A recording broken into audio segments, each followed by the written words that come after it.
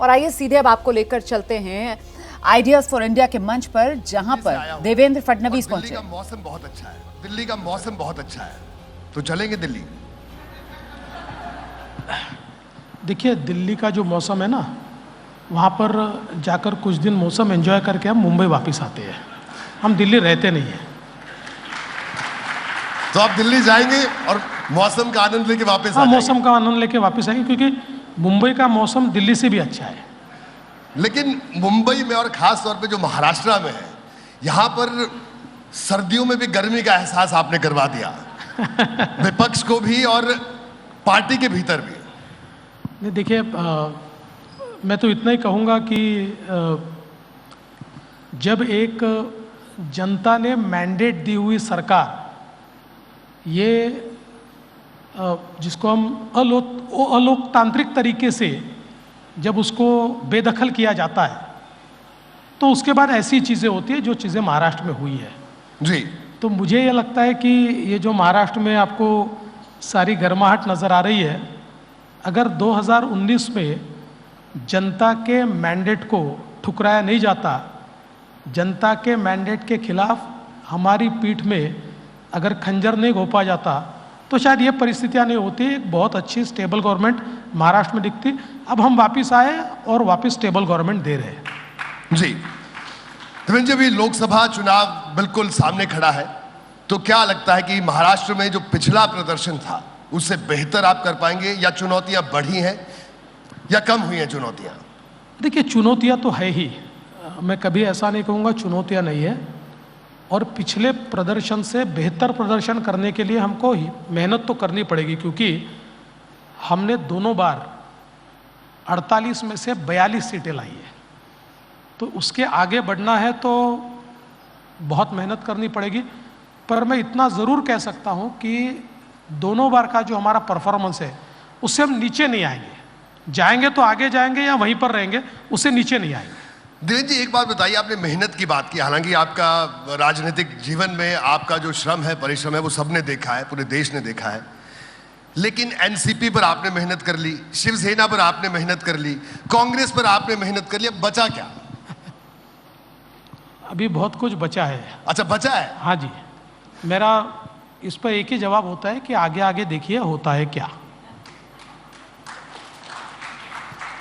देवेंद्र जी, गठबंधन सरकार अब आप चला रहे हैं, आपने पूरी सरकार चलाई, पूरे मैंडेट के साथ आई और पूरे 5 साल महाराष्ट्र में शासन चलाया भारतीय जनता पार्टी का। अपनी विचारधारा को विकास के साथ, विकास के आयाम के साथ जोड़कर आप आगे ले गए 5 साल।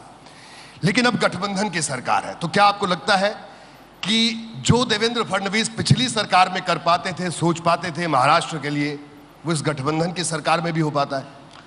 देखिए, हर सरकार की अपनी एक काम करने की पद्धति होती है, और मैं ऐसा मानता हूं कि उस समय मुख्यमंत्री बतौर मैं काम कर रहा था जी।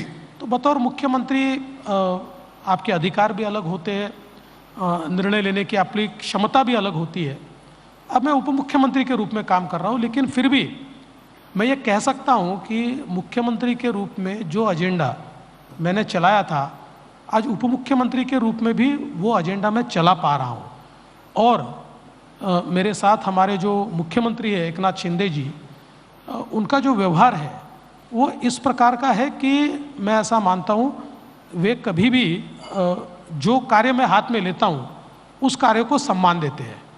तो निर्णय प्रक्रिया में मेरी सहभागिता उतनी है जितनी बतौर मुख्यमंत्री थी, और जो एजेंडा उस समय चला रहा था उसको पूरा बैकिंग मुख्यमंत्री जी का है।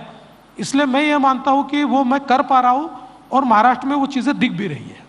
जी, वो आप कर पा रहे हैं। लेकिन आपके बारे में कहा जाता है कि आप व्यवहार कुशल तो आप हैं ही, कि जब शरद पवार जी के साथ बातचीत की शुरुआत हुई गठबंधन को लेकर 19 के बाद, तो आप इतने ज़्यादा व्यवहार कुशल हैं कि आपने शरद पवार जी तो माने, आप अजीत पवार को ही मना लिया आपने। नहीं, देखिए, मैंने इससे पहले भी इस बात को स्पष्ट किया है कि हमने शरद पवार जी से बातचीत की जी। शरद पवार जी ने हामी भरी। शरद पवार जी ने गठबंधन की बातें करने के लिए अजित पवार जी को नमित किया। अजित पवार जी के साथ सारी चीज़ें हमने फाइनल की। जो चीज़ें फाइनल हुई उसको पूरे तरीके से वो मैंडेट शरद पवार जी ने दिया, पर पता नहीं क्यों आदत अनुसार पवार साहब अंतिम वक्त पर बैकआउट हो गए। उस समय अजित पवार जी ने भूमिका ली कि इस प्रकार से मुझे आगे करके आपने सारी चीज़ें तय की और ऐन वक्त पर आप बैकआउट हो रहे हैं, इस प्रकार का विश्वासघात मैं नहीं कर सकता। और इसलिए वो हमारे साथ आए और उनके लोगों की भी इच्छा थी कि हमारे साथ वो रहना चाहते थे, क्योंकि वो जानते थे कि स्टेबल गवर्नमेंट ये बीजेपी के साथ ही बन सकती है। किंतु उस समय सर्वोच्च न्यायालय का निर्णय कुछ इस प्रकार का आया कि हम लोग उस अलायंस को कंटिन्यू नहीं कर सकते थे, इसलिए अजित पवार जी वापस चले गए और हम मुख्यमंत्री से विपक्षी नेता बन गए। जी चलिए, ये तो कहानी हुई। अब शिवसेना की कहानी, अगर जो शिवसेना में जो कुछ हुआ, यानी अब एकनाथ शिंदे आपके साथ आए, कई तरह की बातें पब्लिक डोमेन में है, लेकिन आज को दिल की बात तो बता दीजिए कि आखिरकार कैसे वो कैसे करीब आए। एकनाथ शिंदे जी से मेरे रिश्ते पहले से बहुत अच्छे हैं और मेरे साथ मंत्रिमंडल में मंत्री के रूप में उन्होंने काम किया। विशेष रूप से जो महाराष्ट्र के मेजर प्रोजेक्ट्स हैं उन प्रोजेक्ट्स पर मेरे साथ वो लगातार काम करते रहे, उनको ड्राइव करते रहे जी। तो एक हमारा रिश्ता भी था। और एकनाथ शिंदे जी ये एक बहुत कट्टर इस प्रकार के शिवसैनिक रहे हैं जी, हिंदुत्ववादी रहे हैं, बाला साहब को मानने वाले रहे हैं। तो जिस समय उद्धव जी ये निर्णय ले रहे थे उस समय भी शिंदे जी उसके खिलाफ थे। उस समय मध्यस्थता करने वालों में से एक शिंदे जी थे, जो लगातार ये प्रयास कर रहे थे कि उद्धव जी की और हमारी कुछ बातचीत हो और बीजेपी शिवसेना ही साथ में आए। लेकिन उस समय उद्धव जी चूंकि मुख्यमंत्री बनना चाहते थे जी, तो उन्होंने उनकी बात मानी नहीं। और जिस दिन ये सरकार बनी उस दिन से ही शिंदे जी की अस्वस्थता वहाँ पर थी ही। वो एक प्रकार से उनको ये लगता था कि ये ठीक नहीं बना है। और एक बड़ा तबका शिवसेना में ऐसा था जो ये मानता था कि हम लोगों ने जिनको इतना घोर विरोध किया जी, हम उनके साथ सरकार चला। अच्छा, सरकार चलाना भी ठीक है, लेकिन बिल्कुल आइडियोलॉजी के खिलाफ हम लोग चीज़ें करें उस सरकार में और उसको समर्थन दें, तो ये वो लोग डाइजेस्ट नहीं कर पा रहे थे। और इसलिए हमारा सारा उनके साथ बातचीत तो थी ही, लेकिन सबसे महत्वपूर्ण ये था कि धीरे धीरे उद्धव जी के बर्ताव से जी, उनके लोग इतने तंग आए कि उनको ये लगा कि अब अपने अस्तित्व का सवाल है, हम लोग तो हमारा अस्तित्व ही खो देंगे। और उसके बाद फिर उन लोगों ने तय किया और तय करने के बाद जब हमसे बातचीत की तो हम तो मौका छोड़ने वाले थे नहीं जी, क्योंकि मैंडेट तो यही था, हमारे साथ ही वो चुनकर आए थे जी। तो हमने गठबंधन कर लिया और सरकार बना ली। ठीक है, आपने बताया, पूरी बात बताई। आपने ये भी कहा कि एकनाथ शिंदे जी आपके मित्र थे। मित्र तो आपके उद्धव ठाकरे भी थे। उद्धव ठाकरे जी मित्र थे, लेकिन थे या हैं? नहीं, देखिए अभी ये तो उनको सवाल पूछना पड़ेगा जी, इसलिए पूछना पड़ेगा कि मित्र वो होता है कि अगर कोई बात आपकी और मेरी नहीं जमती है तो इतनी हिम्मत होनी चाहिए कि फ़ोन उठाकर बोल दे कि नहीं हो पाएगा। जिस समय हम लोग गठबंधन की बात कर रहे थे जी, उनको मुख्यमंत्री बनना था, 5 साल में मुख्यमंत्री था, वो मेरे साथी थे। दिन में, रात में, आधी रात में जब भी फ़ोन करते थे मैं फ़ोन पर आता था, मैं उनकी बात सुनता था, जो काम वो कहते थे मैं उसको करता था, कभी मैंने उनकी बात टाली नहीं। लेकिन जिस समय ये गठबंधन वाली बातें थी मैं फ़ोन करता रहा और उनमें इतनी भी कर्टसी नहीं थी कि फ़ोन पर आकर वो कह दे कि नहीं देवेंद्र जी आपके साथ नहीं जाना है, ये भी उन्होंने नहीं किया। तो दरवाज़ा तो उन्होंने बंद कर दिया। तो इसलिए अब उद्धव ठाकरे जी दोस्त है या नहीं है ये सवाल मुझसे पूछकर फ़ायदा नहीं है, ये उनसे पूछना पड़ेगा, क्योंकि रास्ता उन्होंने बंद किया, दरवाज़ा उन्होंने बंद किया और कर्टसी भी उन्होंने नहीं दिखाई। जी। तो उसके बाद कभी बातचीत भी नहीं हुई आप लोगों की? उसके बाद कोई फॉर्मल बातचीत हमारी कभी नहीं हुई। हाँ, मिलते आमने सामने, नमस्कार करते, एक दूसरे का हालचाल पूछते, इतनी कर्टसी तो महाराष्ट्र में आज भी मौजूद है तो हम लोग वो करते हैं। दरवाजे उन्होंने बंद किए, लेकिन हवा महाराष्ट्र में बहुत तेजी से चल रही है, राजनीतिक हवा। तो अगर दरवाजे के कपाट हिले तो दरवाजा खुल जाएगा? नहीं, मैं नहीं मानता। देखिए क्या होता है कि पॉलिटिकल डिफरेंसेस जब होते हैं ना, जी तो उसको पाटना आसान होता है। आपके और मेरे इश्यूज के ऊपर डिफरेंसेस है तो हम कॉमन ग्राउंड बनाकर साथ में आ सकते हैं। यहाँ पर हमारे मन दुखी है, यहाँ पर केवल पॉलिटिकल डिफरेंसेस नहीं है। जी देखिए, दिन रात सुबह शाम वो और उनके लोग अगर हमारे नेता मोदी जी को गाली देंगे और ऐसी ऐसी गालियाँ देंगे और ऐसी ऐसी बातें कहेंगे जो हमारे घोर विरोधक भी नहीं कहते, जी तो मुझे लगता कि हम उनके साथ जा पाएंगे। तो कोई सवाल नहीं उठता, हमारे मन दुख गए, हम मन से दूर हो गए, मन से दुखी है। मन से दुखी है, इसलिए साथ जाने का कोई सवाल ही नहीं उठता। लेकिन अभी वो मोदी जी की तारीफ कर रहे हैं, कुछ दिन पहले उद्धव जी ने कुछ तारीफ भी की उनकी। देखिए, कहीं एक आध बार तारीफ की होगी तो मुझे पता नहीं, पर दिन में उठने से लेकर सोने तक 10-20 गालियाँ मोदी जी के खिलाफ नहीं निकाले तो उनको खाना नहीं पचता। और उन्होंने तो कुछ लोग ऐसे छोड़ दिए हैं कि जो सुबह 9 बजे अपना भोंगा शुरू करते हैं वो मोदी जी को गाली देने से करते हैं, तो शाम तक मोदी जी को गाली देना इतना ही उनका काम है। तो ऐसे जब उन्होंने लोग छोड़े हुए हैं तो इसका मतलब सीधा है। मुझे ऐसा लगता है कि उन्होंने अपनी राह पकड़ी है, हम अपनी राह से चलेंगे। देखिए, आपने कई बार, मैंने आपके कई साक्षात्कार देखे सुने, आपने कई बार बात भी कही कि देखिए शिवसेना आपकी नेचुरल अलाइज थी। शिवसेना अभी जो गठबंधन के साथी हैं, अब राजनीतिक साथी हैं, किस तरह के साथी हैं, लेकिन अब दूसरी तरफ आप बात करें कि आपका दिल दुखा है, तो राजनीति में दिल लगाएंगे तो दुखेगा ही शायद, क्योंकि यहाँ तो पता नहीं कब रिश्ते टूट जाए, कब जुड़ जाए, कब दरवाजे खुल जाए। नहीं, इसीलिए मैंने कहा पॉलिटिकल अलायंस में जब अलायंस ब्रेक होता है दिल नहीं दुखता। जी, क्योंकि पॉलिटिक्स में इश्यूज होते हैं, आपको एक इशू पसंद आया, मुझे नहीं आया, आप और मेरा मामला अलग हो गया। लेकिन 25 साल जिनके साथ दिल लगाया, 25 साल जिनको भाई की तरह जी हमने ट्रीट किया, 25 साल जिनके साथ सुख दुख बांटा, ऐसे लोग जब आपकी पीठ पे खंजर घोंपते हैं और ऐसे लोग जब रोज आपके खिलाफ, आपके नेताओं के खिलाफ झूठी बातें, भद्दी बातें, गलत बातें जब बोलते हैं, तो मुझे लगता है कि तब दिल टूटता है। तो इसलिए यहाँ तो दिल टूटा है। और अभी जो हमारा गठबंधन है, मैं ऐसा मानता हूँ कि हमारे साथ जो हमारे एकनाथ शिंदे जी की शिवसेना है, ये असली शिवसेना है। बाला साहेब ठाकरे जी, इनके विचारों पर चलने वाली शिवसेना, ये हमारे साथ है।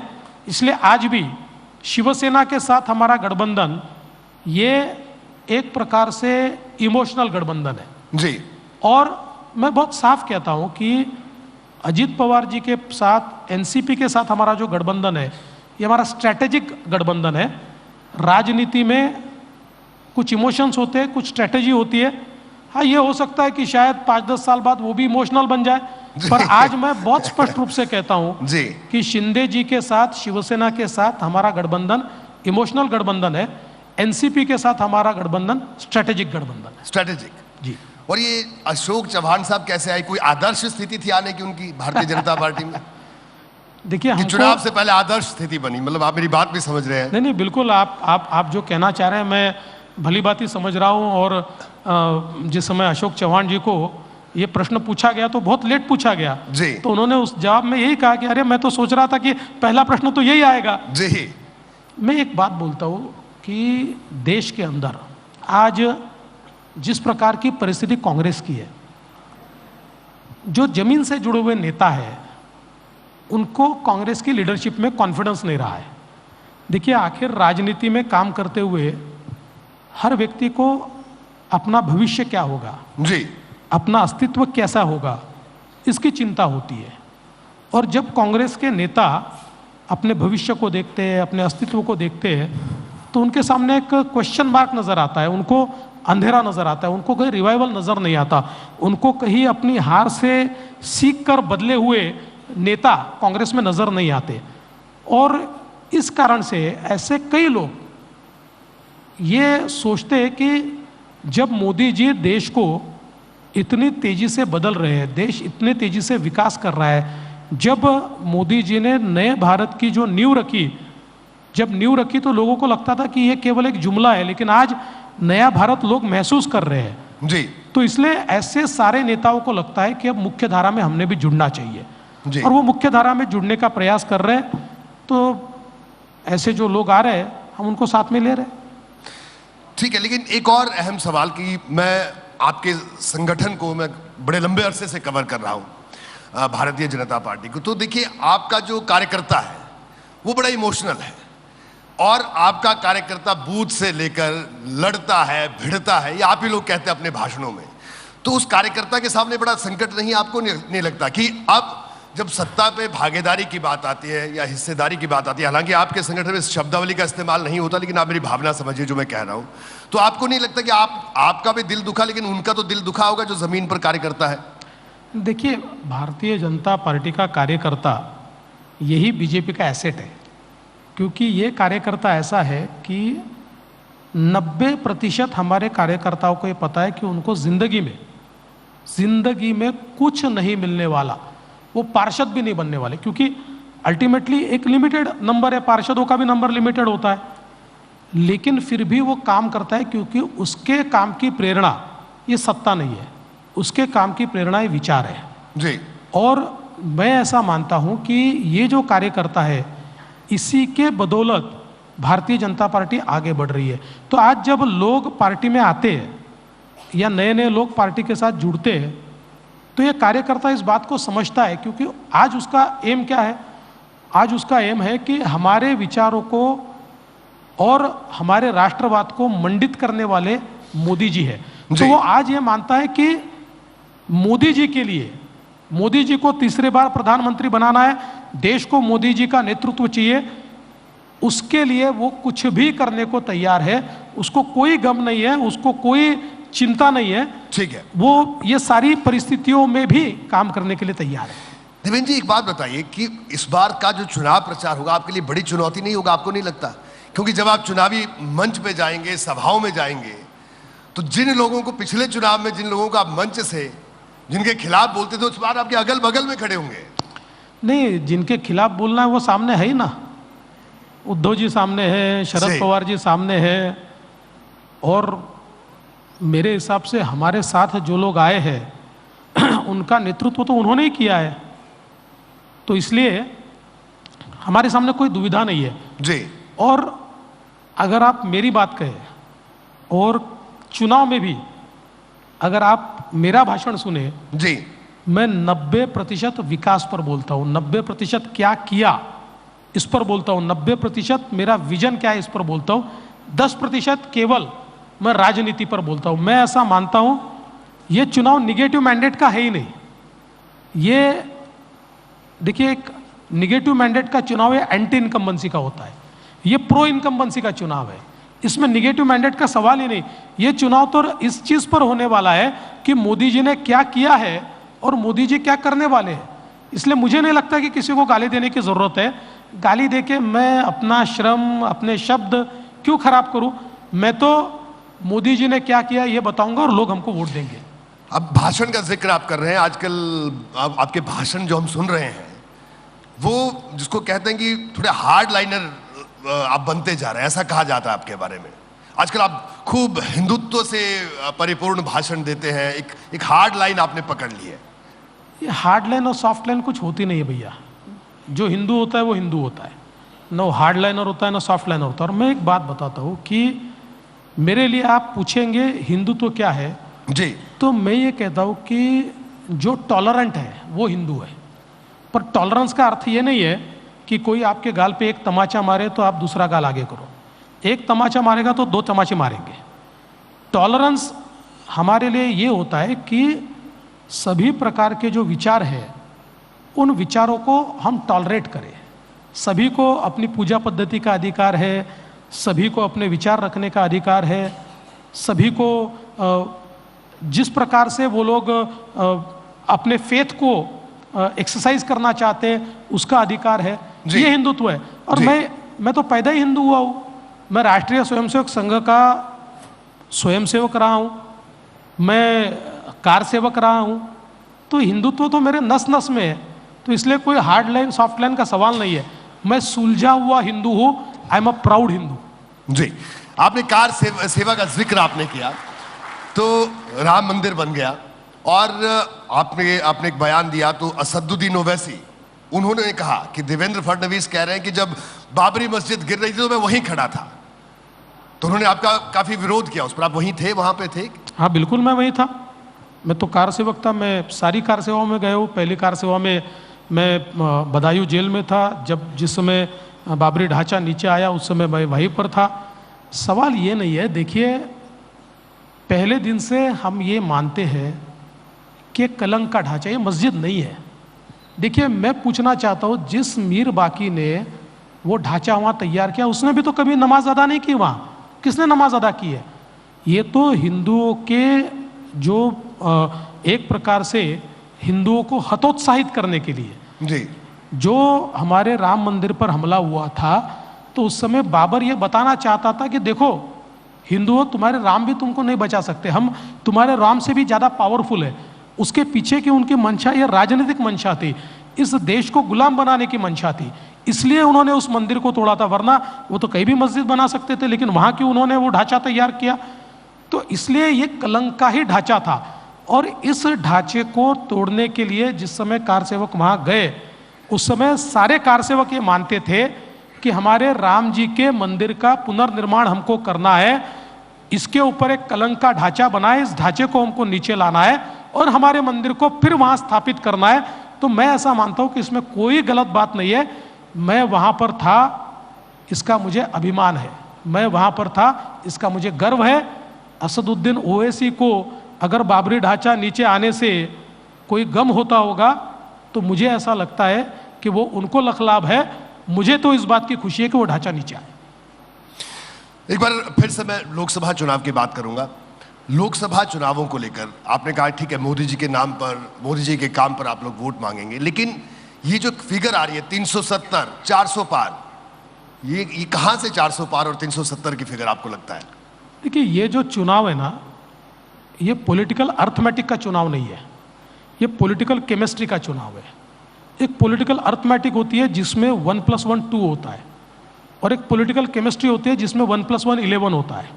ये 1+1 11 का चुनाव है, क्योंकि देश के अंदर मोदी जी ने जिस प्रकार के काम किए हैं, आज देश का ऐसा कोई तबका नहीं है, कोई तबका जी, सभी जाति के, धर्म के, वर्गों के लोगों को ये लगता है कि इस देश को अपने मकाम तक कोई पहुंचा सकता है तो मोदी जी पहुंचा सकते हैं।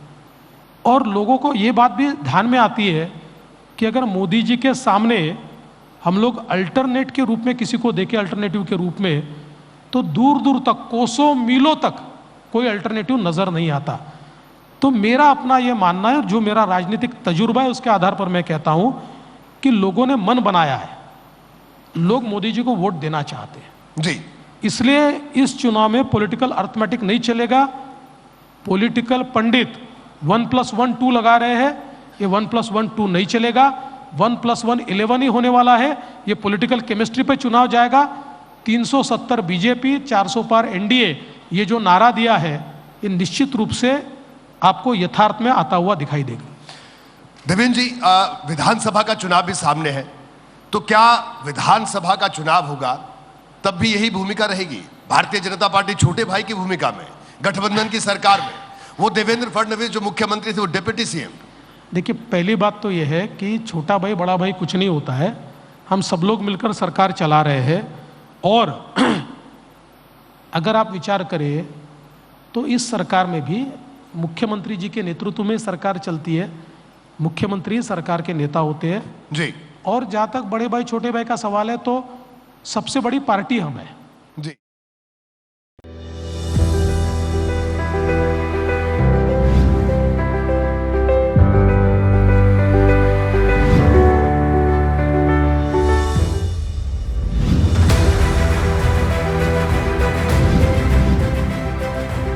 जैसे ही घड़ी का काटा दोपहर 2:30 पे आए, बबीता जी का दिल सास बहू साजिश के लिए मचल जाए।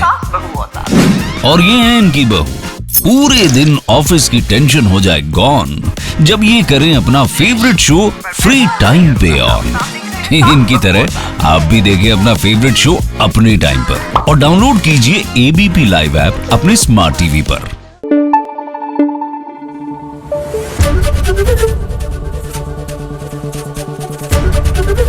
एबीपी न्यूज आपको रखे आगे।